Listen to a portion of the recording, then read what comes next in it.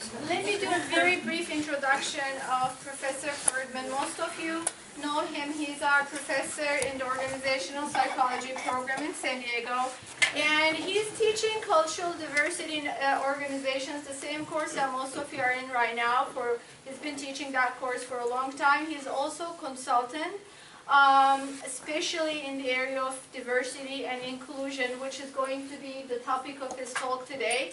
He mainly works with Latino and Latino communities, and internationally, actually, he works internationally. He's going to tell about himself more, and I want to introduce this new book that he just published, the same name as his talk, Diversity at Work, the Practice of Inclusion. And I'm hoping, I can't wait to read it and adopt it for my course for next year. And hopefully we'll be copying some pages for this semester as well. So with that, I leave the stage to Dr. Ferdman.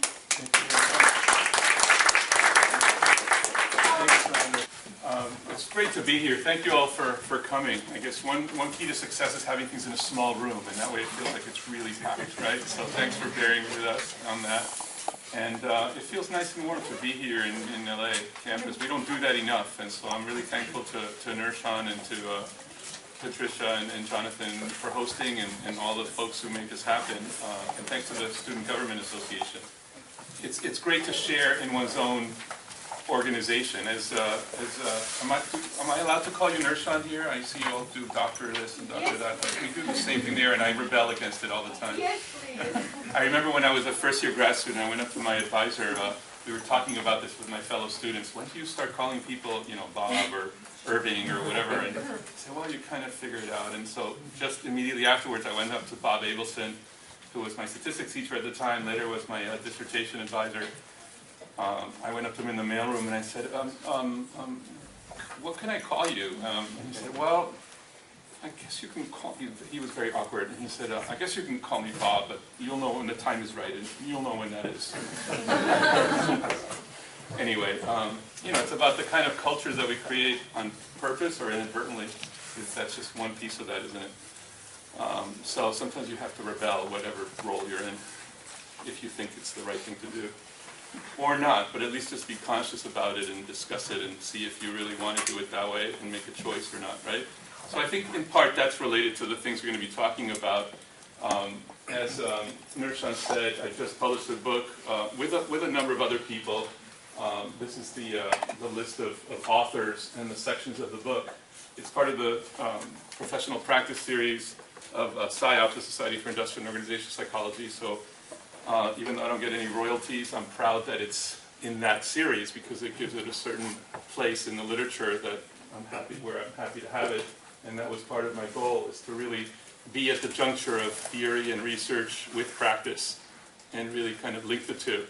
What's interesting about this field is that there's not that many IO psychologists who are experts in the practice of inclusion particularly, and maybe even about diversity more generally. Mark happens to be one of the few of them, but there's not that many, right? I mean, it's a growing group, and some of you clearly are going to be part of that group. But typically the professional practice series are folks who are IO psychologists who then tell the rest of the people how to do things, right, based on IO psychology theories and principles and research.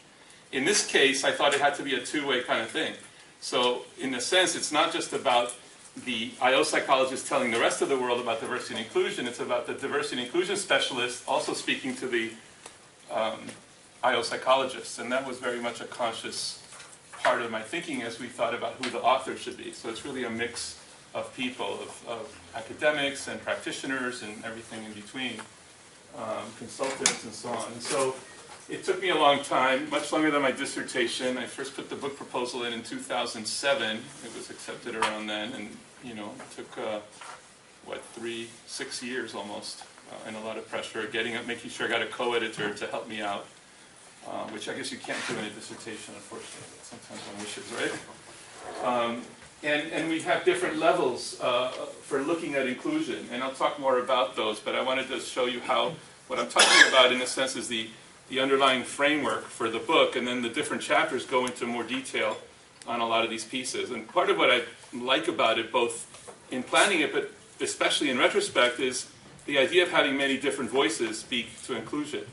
Because it's a big umbrella, and you hear so many different definitions about diversity, about inclusion, what you should do about it, how we should do it, and they all have some sense. And so the question is, what's right? And it's particularly confusing if you're looking for that expert position. I think for those of you who are students in particular, I think it's important that you realize you're going to have to develop your own position on what this is. It should be an informed position. You shouldn't just make it up without knowing what others are saying or somehow being able to relate what you're saying to what they say. But it's still, you're going to have to interpret yourself and make that connection. And one of the things we try to do in this book is give voice to all those different perspectives.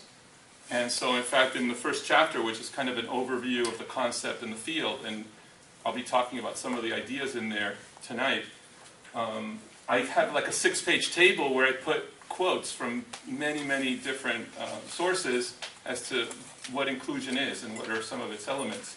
And part of my goal there was to show, first of all, it's not a completely new concept. So people try to say, we just invented it like last month. Not really. Some of us have been working in that area for quite a few years. And there's different points of view about it, and we need to recognize those and structure them and understand how they fit together. And then you can go and work on your particular piece of it while knowing how it relates to everybody else's piece. And to me, that's pretty much what inclusion is about. How do we take all our differences, everything that makes us who we are, similarities as well, that's the diversity part, and how do we put it together in a way that works well for everybody and for the collective? Okay, we're done. Got that? You want more? All right. So I'm passing around the book, but I just wanted to start out with that.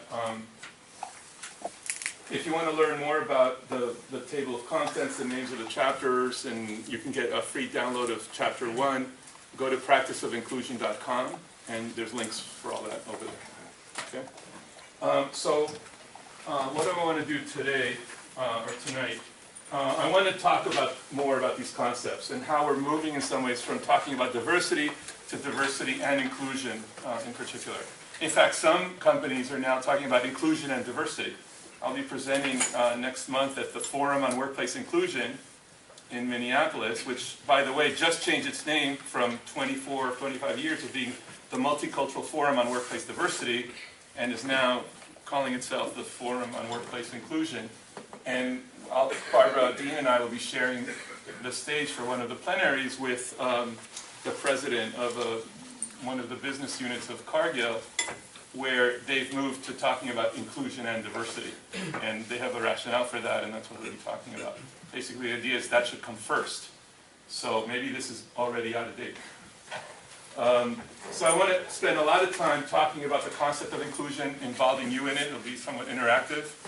And depending on time, I'll be talking about some research on assessing inclusion, some research I've done in both with my students at Alliant, with some colleagues elsewhere, and then some applications with a consulting client, some work I'll be presenting at SIOP in a couple of months. And hopefully, and the idea is to have some time for some dialogue and questions and so on. Okay? Does that sound like what you maybe you came for? Or should we do something different? Is that good? All right. If you think of something else, let me know. If you have questions, comments, anytime. So I have more material than I can cover before 6 o'clock. Some of the research, for example, maybe we'll address with the people who stay, for example. Okay, so just so you know, and I handed out the material so you'll know kind of where I am in the process, okay? So I was going to ask who's here, and you already took care of that for me. Did anybody want to add anything about themselves that didn't get covered by the rank, name, and serial number part? I like to do longer introductions in workshops and in my classes. But I think and I'll talk about this a little bit more, but I think it's important when we meet to create a space for people to arrive and to know each other and to see each other and to hear each other. So especially for those of you in OD, but I think this applies to everyone, it's important to think about how you create a space for people to connect and know each other and establish human contact. And introductions are a part of that, and too often they're just routine where nobody's even really hearing much. So sometimes you have to think about, well, what's another question you can ask that's kind of changes things a little bit. Like in my classes, when we start out the semester, I ask people, to talk about the typical things, or I say, tell us an interesting story about your name if you like, and that leads to very interesting conversations. Or it might be, tell everybody something that's new for everyone here. Not new about you, but new for them. Just kind of signifying that we're creating a whole new configuration in that moment, even if the people already knew each other. Some of the things I'll be asking you, it's surprising how I bring these to people who have worked together for years, and they've never talked about some of these things. So a lot of this work is about getting people to kind of see each other in some different ways and not be so familiar to each other, as if they can finish each other's sentences.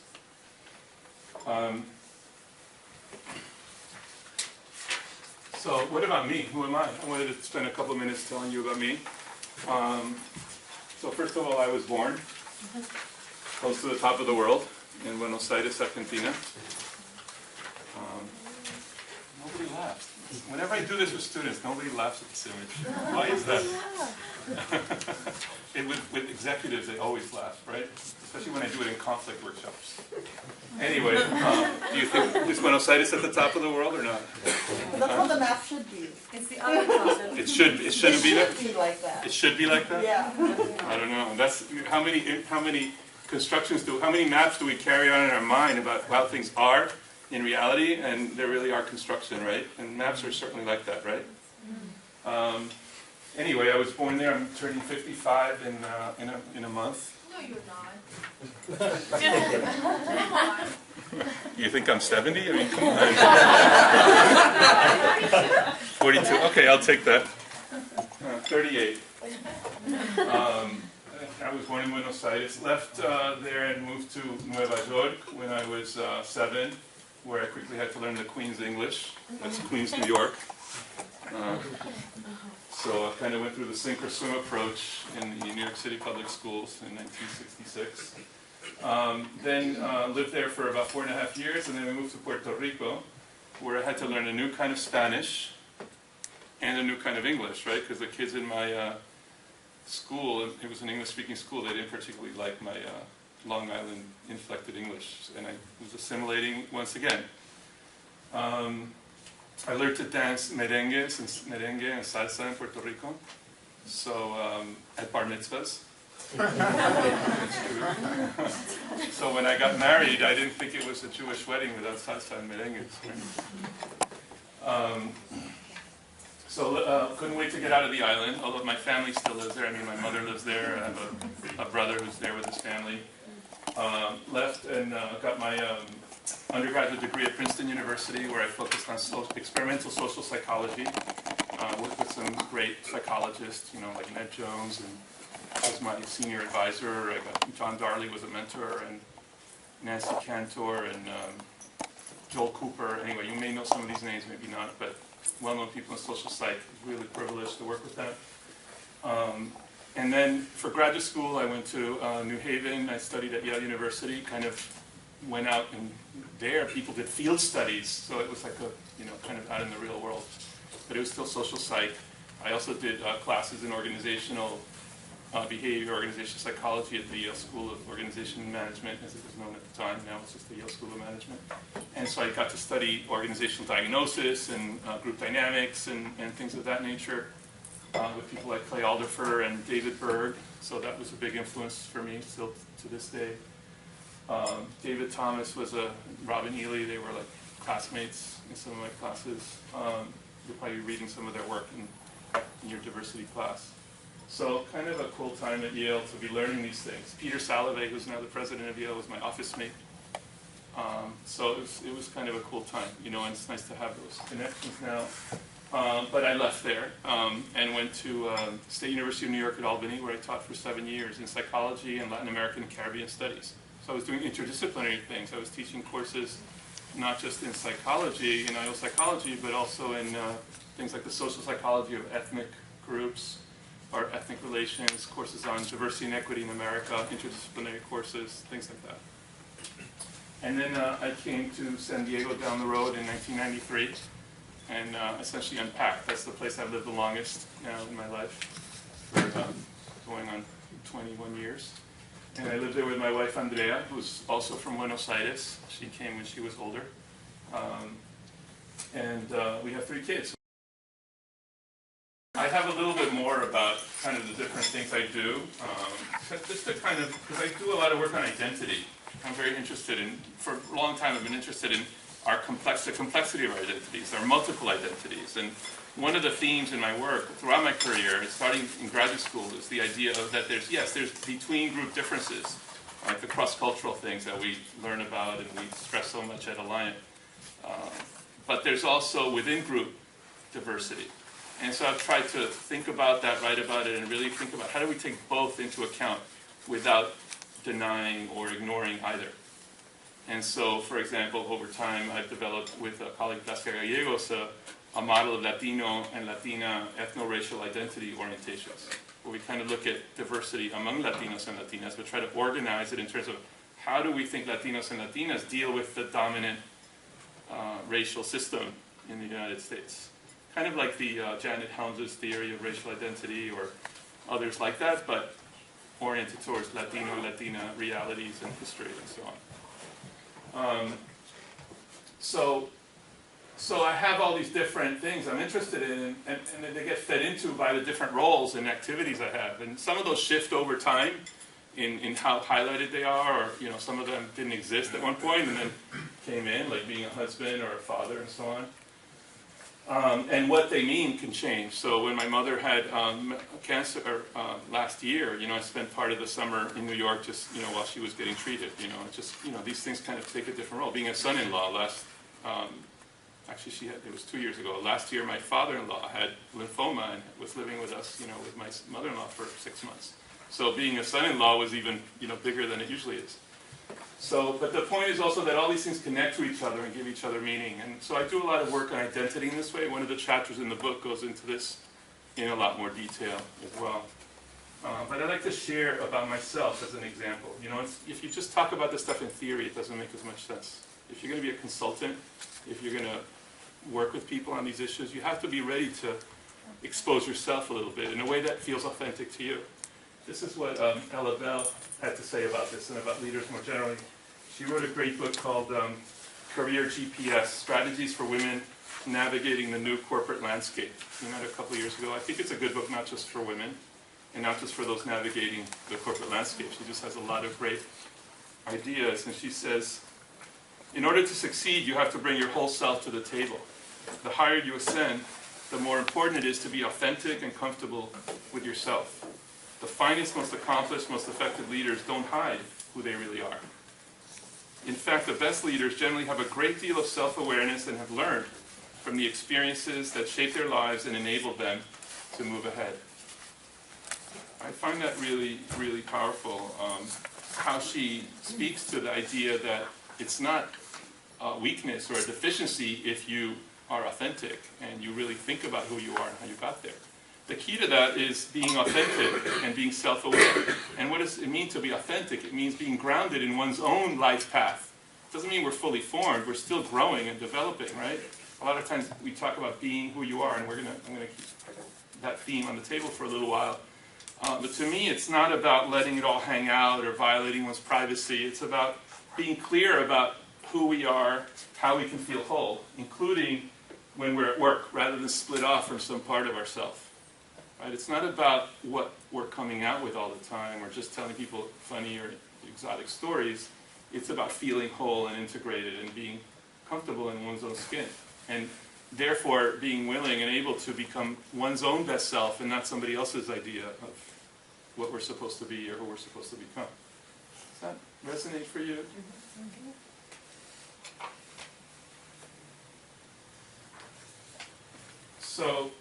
So that's the context in which I think about some of these issues. Another part of it, it's not just about, there's another important reason for being ourselves. It's not just for success in one's career or for being an effective leader. It's about really making a difference in the world in a way that connects to our values, to what's important to us, to what matters for us. And you know who that is? Yeah. Martin Luther King. Yeah, it's the Reverend Martin Luther King Jr.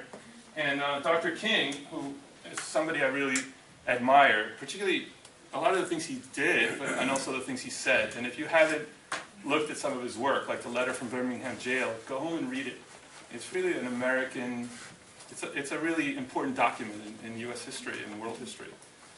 In terms of the message that he's conveying about leadership, about speaking up, about using one's voice, about connecting to and dealing with differences and injustice. So that's a topic for another talk, but one of the things that he says that really drives me in a lot of ways is this. He said, our lives begin to end the day we become silent about the things that matter. That's very powerful. Think about that. Our lives begin to end the day we become silent about the things that matter.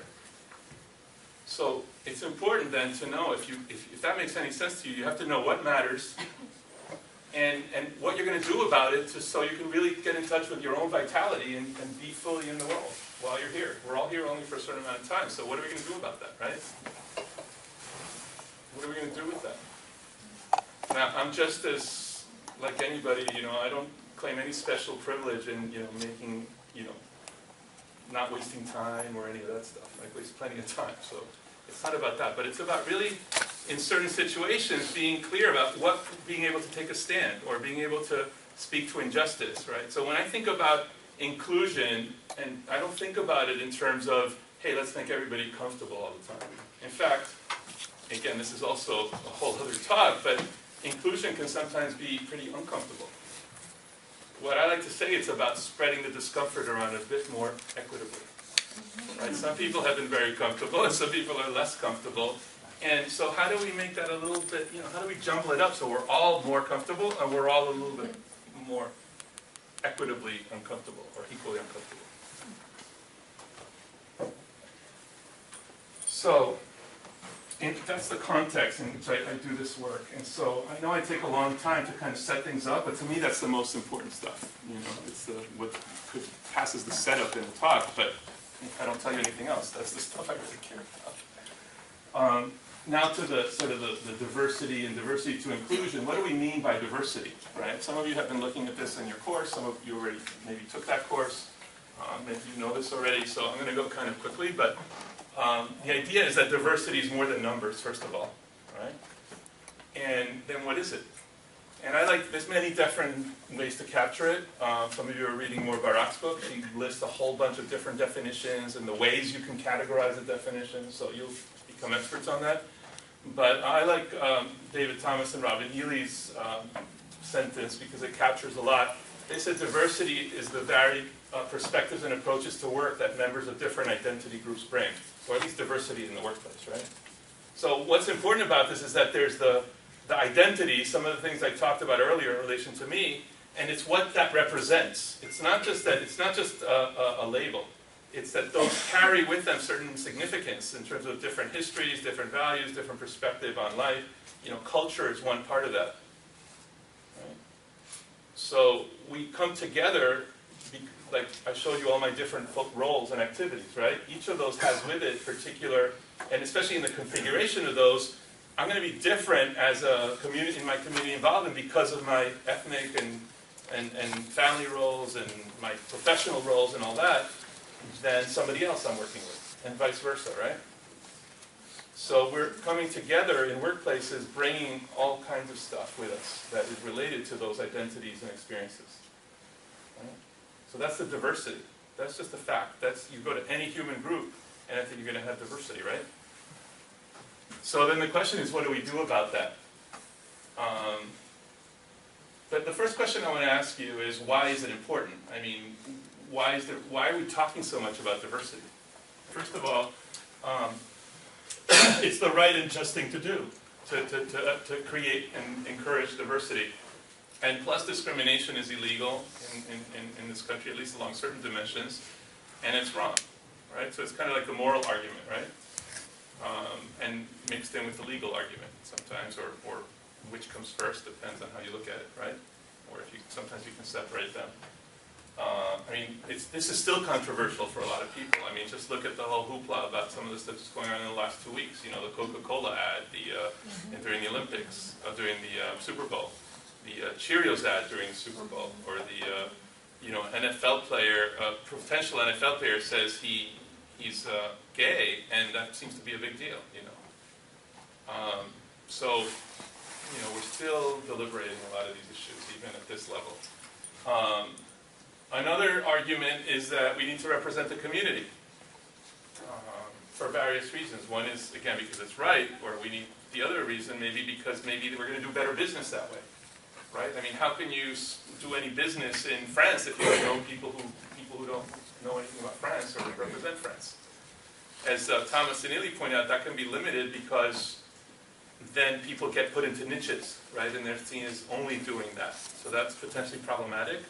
But at least it helps you acknowledge the differences. The first argument, if you focus on that only, then you kind of suppress differences and you lead to a whole ideology of like color blindness and ignoring group memberships and things like that that has its own pitfalls. And other arguments are about the work itself, right? It's about the idea, well, if we look at diversity, it's going to really make us better. And usually you see a mix of all of these. Like if we get more diversity, we're going to get more ideas, more perspectives, right? I mean, the world is like that, right? Biology is like that. Scott Page has a book about diversity. He's not an organizational person at all, but he's looking at biology and mathematics and philosophy and saying, look, it's just better for human survival, for species survival. And there's supposedly going to be more innovation and more creativity. So that's also better for business, especially at a time of change. You can't just keep doing things all the same, right? And supposedly we're going to get better results. If you have more ideas and more possibilities, we're going to be better able to perform, right? So those are some of the arguments. Unfortunately, if you look at the research, like a lot of researchers ask questions like, is diversity good or bad? Yes. There's some negative things that happen when you have diversity if you don't handle it right. So it's really about how you address it. So that's what the asterisk is about. It can make us better under the right conditions. So we've talked about some other reasons. But here's the issue of what we do with the diversity that I brought up in introducing this, right? That's the important issue. That's the challenge of inclusion. How do we actually connect with, engage with, use, and benefit from people across all these different types of differences? And that's the framing, in a sense, for this whole idea of inclusion. Okay. So how do we move then? Why is it important then to move from diversity to inclusion? First of all, I think the inclusion concept helps us go, I'm not eliminating diversity, I'm just saying diversity to inclusion and diversity. And inclusion goes well beyond representation for some of the reasons I've been talking about.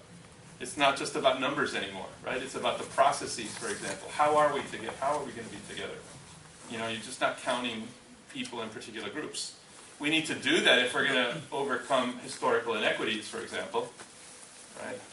But that's not enough. That doesn't assure us of anything in terms of people feeling like they can really contribute, organizations getting the benefit, avoiding the potential negative consequences.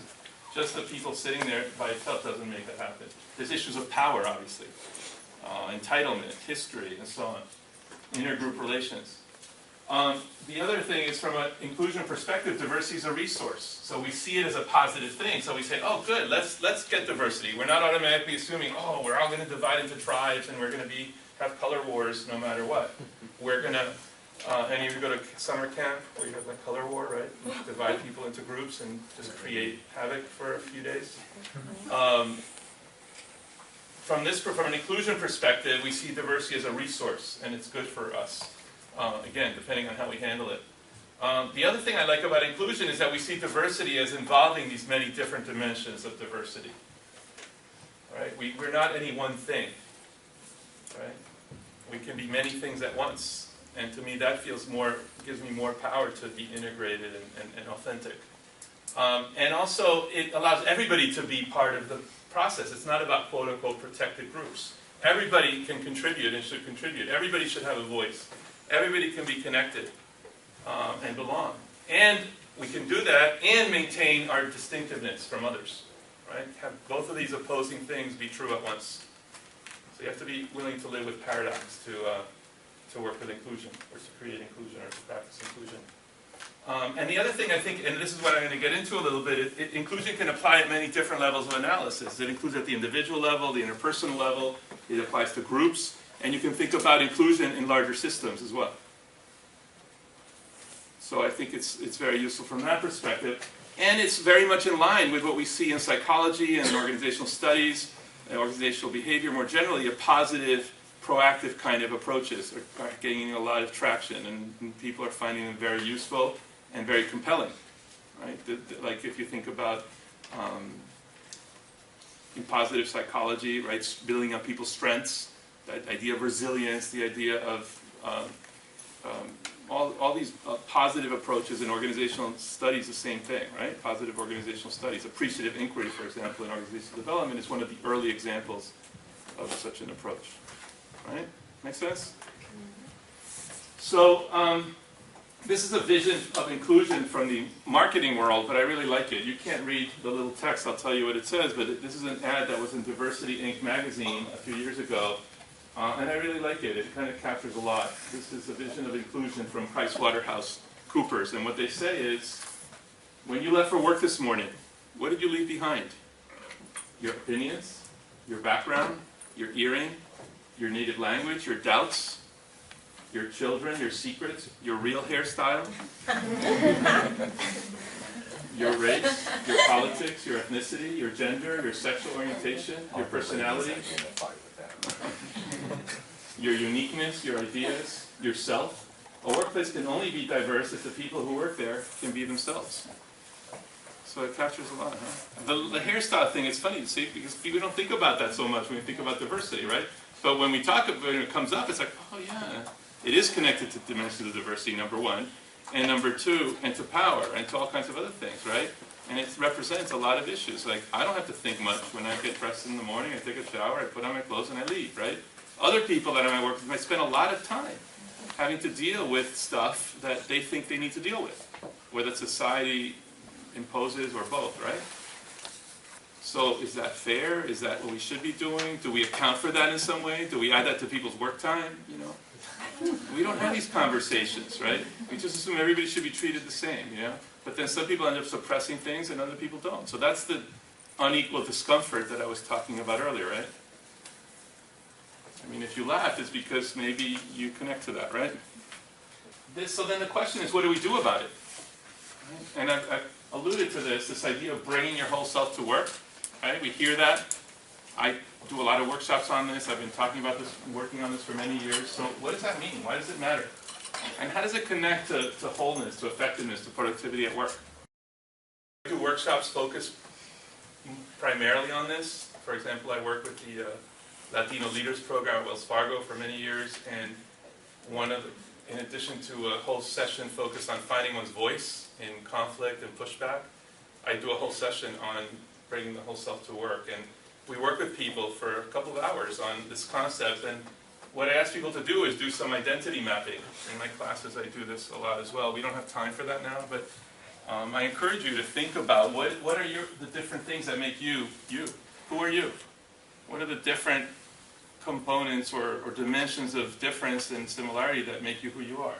What are, not just at the individual level in terms of personality or individual features, but in terms of some of the identities that you got simply by what family you were born into and what group that family's part of. And you know, like I'm in middle age now, and I never chose that, right? So I'm thankful for that, right? I want to, you know, every birthday I say, great, you know, I want another one, you know. You know, it's just, we have many identities that are in a sense given to us. And then we have others that we choose, you know, becoming a graduate student, for example, or a faculty member or whatever. We acquire certain identities over time. Maybe you could put age like that, if you will. And we have other identities that maybe feel like they're external, but that's how people see us. Anyway, this is just one way to categorize things. You can do it in terms of, I do it also in terms of social identities more generally. But the point is to make a map where you're not making pieces of the pie, but rather, I guess some of you are using Taylor Cox's book, and I have a thing with his little pie chart. You know, I like to put it all into one thing because they all relate to each other. And to think about what makes you who you are. You know, how do you give meaning to those identities, right? Because you have your particular meaning for those and the way they intersect with each other and affect each other. And then there's some things about you that are important to you, but you may not share or be clear about or connected to at work. So I ask people to connect with that and think about that and work with that and share with each other. This is a model I share with them as well. which I think is relevant to this issue of why it's important. This is from Bowen and Blackman, and you have the reference, and they talk about vertical spirals of silence, and the examples they use have to do mostly with sexual orientation, but I love that because it's, you know, it's a choice we all make about do we come out as whatever we are. Like with the Latinos, they talk about, like, do we come out as Hispanic at work, you know, or Latino, right? And we're making choices about that in different situations. And so for many of us, it's a question, do we come out as whatever, right?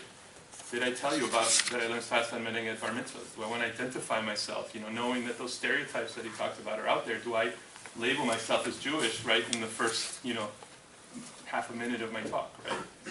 So we make choices about these things. And it's a kind of coming out. So this model suggests that if we're not free to talk about who we are at work, if we're like in that place that your friend was at, right, who tried to fight against it, but we're repressing things about who we are, so we're having conflicts between our identity at work and our identities outside, and we're putting a lot of emotional energy on keeping things secret. And so we're going to experience more stress on the job, and we're going to have less commitment to that organization. And if we're not free to talk about who we are, it means we can't share as much of our life with coworkers, which means that our interactions, our social interactions, are not going to be as natural. They're going to be more inhibited. They're not going to be as easy. And so we're going to have less social exchange with the people around us, which, by the way, is very important at work. Most of the research shows we spend a lot of our waking lives at work, or at least a lot of people do. And so we're going to be less satisfied with the job if we're not having those kind of social connections. And if we can't share our life with coworkers, then we're not going to fully engage in our work. And so we're going to have fewer casual conversations. We're going to be more in a little area. So we're going to talk less about task-related things. And so we're going to have more ambiguity about what are we trying to do there. And so then, if we can't fully engage in work, then maybe we can't speak as credibly about important issues at work, which means we're going to have less organizational voice, where that's going to be repressed. So this is not about those, what do you call them, like, you know, costume days, or, you know, like potluck dinners, and, you know, let's go out and, you know, wear our national costume and share our national dish things, right? That's kind of fun, but this doesn't address any of this. In fact, it probably represses it more, because later it says, okay, we had our fun, now let's go back to our normal ways of being, right? And we never explore, like, how did those come about, and how do they privilege some groups over others? So some people have to spend that hour in the morning fixing their hair, and other people don't, right? You see how it's all connected, right? But we don't do that. We don't talk about that so much. So,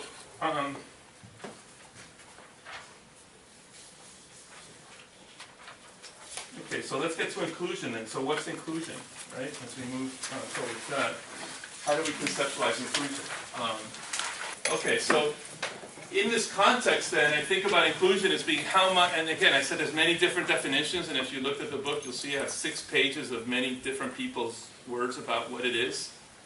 My way of capturing it, a lot of it is this way, but again, I don't want to privilege this over the other ones. You take it as you will, but I think it's how much people of all group identities, whether visible or not, can feel safe, appreciated, valued, and able to be authentic at work. And I translate that further to a psychological experience of inclusion. And as you'll see in a little bit, I think about inclusion having many different facets or ways of looking at it. It's almost like a prism. And so at the individual level, you can think about the individual sense of being included. I call that the experience of inclusion. And I would use that as a criterion as to whether inclusion is happening or not, right? I can do all of the behaviors I think are inclusive to you, but if you're not feeling included, then I don't think we're having inclusion, right? I mean, we can explore why that might be. Maybe there's some issue there in terms of like your contact with humanity, right? Maybe, right? But still, that interaction isn't working, and we got to work it. We got to figure it out, right? It doesn't mean that the behaviors aren't inclusive in a general sense, or wouldn't work with someone else or with other people. But if you're not feeling included in those interactions, then we don't have inclusion. Does that make sense to you?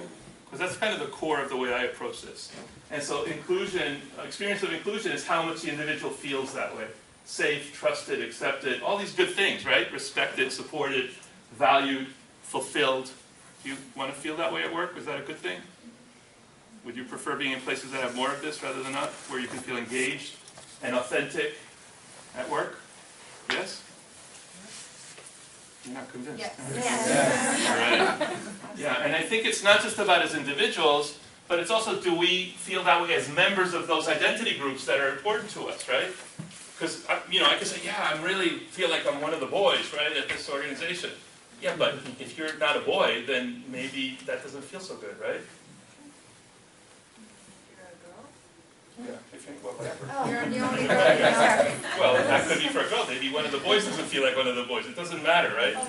But this idea of, right, of feeling like one of everybody, or the same as everyone, like maybe, yeah, they treat me really nice, as long as I'm like them, right? That's not inclusive. So that's the point about being, and it's multiple identity groups, because I can be in a group where everybody's like me on some dimension, but not others. So how do we bring all of those, especially the ones that are important to us? So if you turn this, I mean, you asked the question, Cynthia, which I think is really important. What's the context in which this occurs, right? How do we create that experience? And so there's different frameworks and models. There's many different models of organizations. Mark has a good model of this. There's the one that Thomas and Ely have, a model of different paradigms. There's Miller and Katz have a path model. A lot of them have a similar kind of idea. Taylor Cox has one in his book, right? That similar ideas that organizations can move from being monocultural or exclusive, homogeneous, right? Where basically people are similar, right? The image tries to capture that, at least on the surface, right? And they have similar styles, and that's what's valued, and people are either kept out, who are different are kept out either actively or passively. And then maybe we move to more transition organizations, plural, some models called plural organizations, where we make active efforts perhaps or for other reasons that things change. More people come in who are visibly different. But as I tried to show with this image I picked, maybe the models of leadership and the styles tend to be the old ones, right? Not everything has changed. And then if we make further changes, maybe the organization can become more inclusive and more multicultural. And multicultural not just in the ethnic or national sense, but in the sense of all the different dimensions of difference that we were alluding to, right? Kind of in the Thomas and Ely sense that I talked about earlier. And so now you have all these different identities and many different configurations of power and of relationships, and the leadership is not as obvious necessarily in terms of like a certain model or a certain look to leadership, right? Or ways of doing things. So that's kind of a very schematic way. Those of you studying this are going to get into this in a lot more detail, and there's a lot of work out there on this. But then bringing it back to inclusion, right? The idea is how do we move, what's happening in that inclusive organization, and how do we move there? How do we connect the different levels? And so this is a framework that I tried to develop to capture some of that, and that's what I talk about a lot in the first chapter of the book, is this idea of grounded in the experience of inclusion that we just had a sense of a few minutes ago, and then saying, okay, individuals can have that, and you can also think about that collectively, like groups having that, right? Like maybe some groups feel more included than other groups, right? And then that relates to, that stems from what the values in the society, the values, the policies, the practices, and the behaviors on the part of the society, in the organization, on the part of leaders within the work group, and on the part of individuals, other individuals, and oneself. Those are the inclusive behaviors, practices, values, etc., right? And those can, ideally, help stimulate and create the experiences of inclusion. And I think this acts in a virtuous cycle in that experiences of inclusion also stimulate more inclusive behavior and more inclusive values. Right? Because maybe by virtue of having had this conversation you had, maybe now you're going to go out and do something more inclusive for someone else or for yourself, right? So that's kind of the simple version of the idea. Does that make sense? Now, things could moderate that relationship and all of that, but we're not going to get into that right now. And then I put it together in this kind of schematic way of thinking, well, what are the different levels in the systems of inclusion? Like if you think about all of this being inclusion, you can break it apart, right? So it's almost like you can look at it at different levels, or you can look at the whole thing. And with the flow going both up and down, from the experience of inclusion at the individual level. Individuals can engage in inclusive interpersonal behavior for themselves in relation to others as well. Things happen in groups and teams. You can look at what are the inclusive practices in groups and teams. What are the norms, for example? What are the collective experiences of inclusion? One of my doctoral students is doing his dissertation using a measure that I had developed earlier with other students to assess the experience of inclusion and looking at it in groups and trying to relate that to group process variables. How much do people share information and how much conflict is there in the group? Because those are precursors to performance. And he's doing this in a Chilean supermarket chain, collecting data right now. You can look at leaders and leadership and the practices that leaders do. I think of leaders as and leadership as the linchpin, kind of that drives things down and also relates to the other parts of the organization. So that kind of affects, it's a leverage point really, for whether things will take hold and keep happening or not, or get blocked. And then you have the systemic kinds of things in the organization as a whole. When you think about organizational cultures, like Lisa Nishi, for example, looks at inclusive organizational cultures, inclusive cultures. And that's what her chapter in the book is about. What are the policies, the practices, the climates, and what are some ways to make them more inclusive from being less inclusive? And finally, you can look at society as a whole. You can think about the ideologies in society, the policies, the practices, the values. And also, of course, how these things intersect across particular levels or multiple levels, right? So there's a lot of questions and a lot of nuances. And so to me, all of this is inclusion.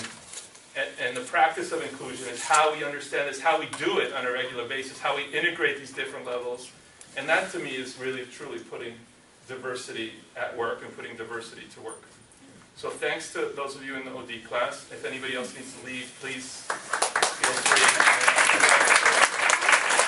5-minute break.